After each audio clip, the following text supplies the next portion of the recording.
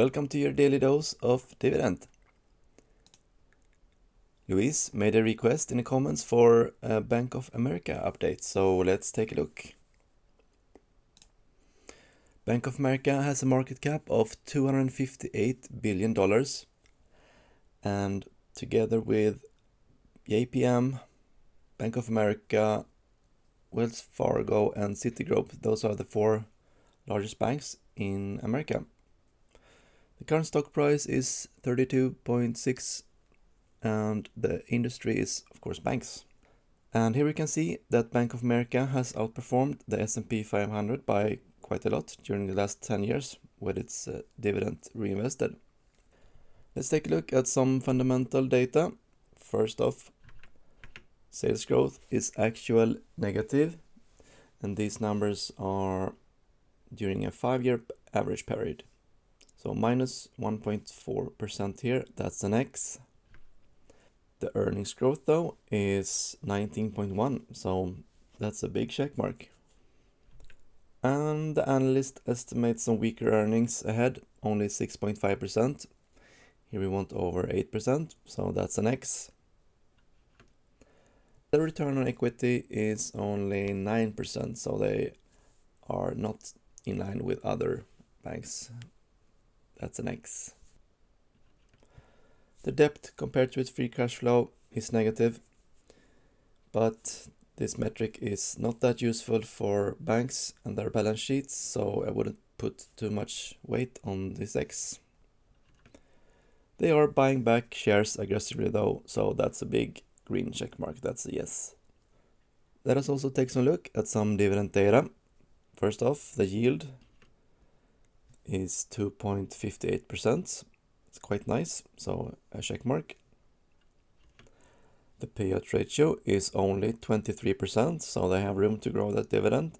That's a check mark. The growth rate is also really high, 22.8%, but that's because it's based on only one growth year, which makes it an X. All in all, that makes up for 5 out of 10 points for Bank of America.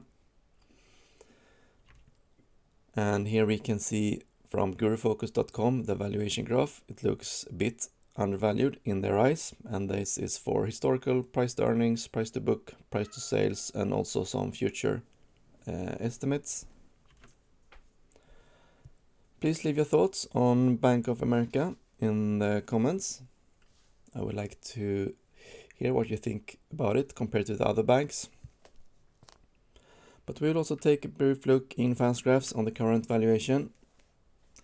And this is not Bank of America. This is Bank of America, BAC. And if we look back to 2005, we can see that they absolutely got demolished during the financial crisis. From $55 down to $5. So you have to keep this in mind when investing in financial institutions, that during recessions and financial crisis, they can get hit really hard. If we just look for the last 10 years, it actually looks amazing. But of course, when you have the starting point of at this low as $7, you will have some explosive growth. So I would like to see maybe the last 20 years so we get the whole picture, and we can also compare to the other big banks how they fared. If we take a look at, for example, JPM, we can see that they probably did a lot better during the financial crisis, and instead actually had normal and quite good earnings growth during this period, during the whole period. And if we analyze compared to Citigroup, I think they did the worst overall. So if you had Citigroup during the financial crisis, you are not a happy camper. You had a annual growth rate of minus 7%. So, but if we zoom in and exclude the financial crisis, they are doing okay but yeah, not great. So back to Bank of America and what the analyst thinks of the future. If we zoom in, we can see that it's actually trading quite below its average PE. And if we project out to late 2024, we can see that it actually has an amazing total annual rate of return of 57%. But of course, quite high risk. As you see, they get affected quite a lot by financial crisis and recessions.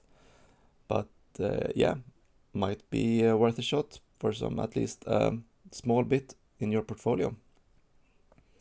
That was it for Bank of America. Hope you guys liked it. If you found it informative, please leave a like and subscribe to the channel. And see you next time. Bye.